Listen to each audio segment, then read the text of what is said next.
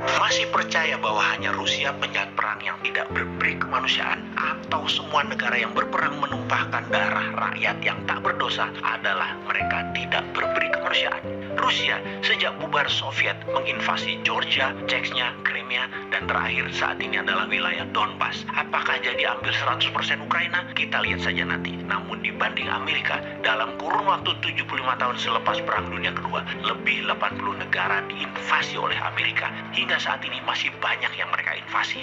Dengan data selama hampir 70 hari perang di Ukraina, pengamat militer makin percaya bahwa Amerika pasti masuk secara terang-terangan ke Ukraina perang melawan Rusia karena hegemoni dolar tertantang rubel dan emasnya Rusia. Untuk membuktikan analisa pengamat militer tersebut, kita kembali ke tahun 1971. Di tahun 1971 adalah tahun bersejarah dunia bagi ekonomi dunia. Salah satunya mungkin kita di Indonesia bisa mengingatkan catatan ekonomi di tahun tersebut, di mana $1 kurang lebih nilainya adalah Rp375 dan 50 tahun kemudian atau nilai dolar saat ini sekitar 14.500-an atau melemah 3.800%. Benar gitu ya, melemah 38 kali. Kemudian sekedar membandingkan dengan cara bernegara kelolaan ekonominya yang sudah 6 presiden sejak tahun 1971 hingga saat ini belum ada tanda-tanda penguatan mata uang rupiah terhadap mata uang kuat dunia. Apakah kalau kita ganti presiden di tahun 2024, 2029, 2034, 2039 dengan ilmu sekolahan yang sama dan mengikuti pola yang sama akan membuat rupiah menguat? Artinya ekonomi menguat itu maksudnya ekspor naik tajam beruntun selama 10 tahun ke depan karena hasil produksinya meningkat misalnya. Mengapa di tahun 1971 tersebut menjadi tahun bersejarah bagi ekonomi? Bukan ekonomi Indonesia saja, tetapi ekonomi dunia. Kita mereview sebentar apa yang terjadi sebelum tahun 1971. Tarik mundur sekitar 20 tahunan sebelumnya, sekitar awal tahun 50-an, pasca Perang Dunia Kedua. Ekonomi di sektor masyarakat terdiri dari 3 strata ekonomi. Di puncak piramid, seperti bisnis owner besar, para kapitalis, middle class ekonomi, misalnya para manajer, para direktur, profesional, dan UKMers. Dan yang terakhir di dasar piramid, seperti kaum buruh, kaum petani, kaum nelayan. Itu ternyata punya kesamaan pola tumbuh. Bagaimana maksudnya? Kalau di masa itu, para kapitalis besar pendapatannya naik 5%, maka kelas menengah juga naik sekitar 4-5%. Juga ternyata kelas bawah naik antara 3-5%. Sejalan, searah, hingga tahun 1971. Karena ketika 1971 ke sini terjadi pertumbuhan yang aneh, terjadi pelebaran jarak yang sangat signifikan, yaitu kaum puncak piramid naiknya bisa sampai 20%, middle class naiknya hanya 3%-an, lower class bahkan naiknya tidak lebih 1%-an.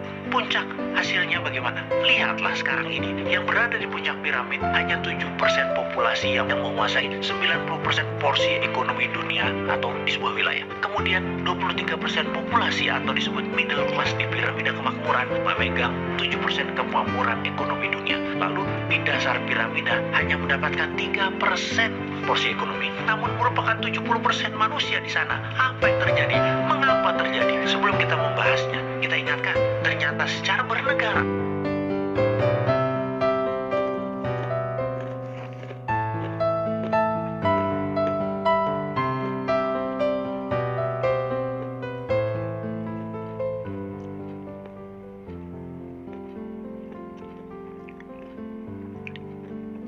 sejak tahun 1971 pun demikian. Negara besar menguasai 90% ekonomi dunia, negara menengah atau negara pasar hanya menguasai 7% ekonomi dunia, negara miskin yang biasanya merupakan negara penghasil bahan baku hanya mendapatkan 3% world wealth atau porsi ekonomi dunianya. Sekali lagi kita bertanya, apa yang terjadi? Apakah kita di kampus ekonomi selama 50 tahun terakhir tidak pernah mengajarkan hal ini? Apakah ilmu mereka di kampus jangan-jangan hanya membuat pintar dalam wacana berpikir saja, namun ilmu tersebut memang didesain bukan membuat kemakmuran yang nyata? Buktinya, di Indonesia sejak tahun 1971, Indonesia hingga saat ini masih berada di negara menengah dengan terakhir di $4.200 GDP per kapitanya. Selama 50 tahun, kita menjadi negara tengah terus. Bahkan kalau dilihat sejak 8 tahun terakhir, hanya naik 14% atau 2% per tahunnya pertumbuhan GDP per kapita Indonesia tersebut.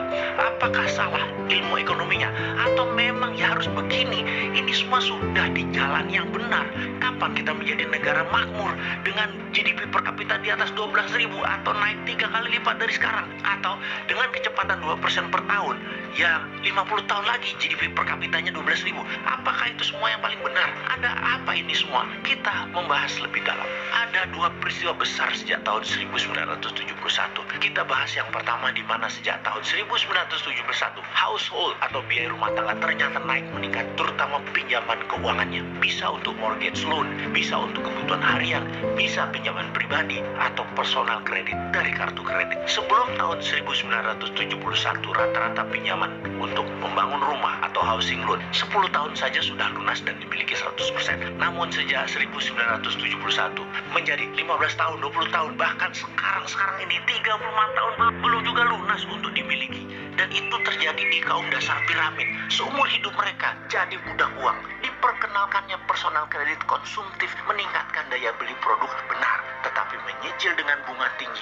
Mereka jadi budak uang selamanya. Pembuatnya para kapitalis yang terima uang tunai dari Anda. Kaum dasar piramid menyicilnya seumur hidup. Sistem perbankan yang meminjamkan uang, mereka memerlukan surat berharga, surat tanah, atau kolateral berharga lainnya. Tidak membuat kelas menengah pengusaha menjadi cepat makmur karena tidak ada akses keuangan pinjaman untuk hal produktif. Namun kalau mereka pegawai malah dapat pinjaman, terutama pinjaman untuk rumah, yang mana sisanya diberikan juga untuk membeli barang-barang yang turun nilainya, seperti membeli mobil, membeli motor. Yang dipastikan 95% pembelian mobil dan motor untuk konsumtif, bukan untuk niaga dan komersial, dan nilainya selalu turun tapi diizinkan untuk mendapatkan kredit.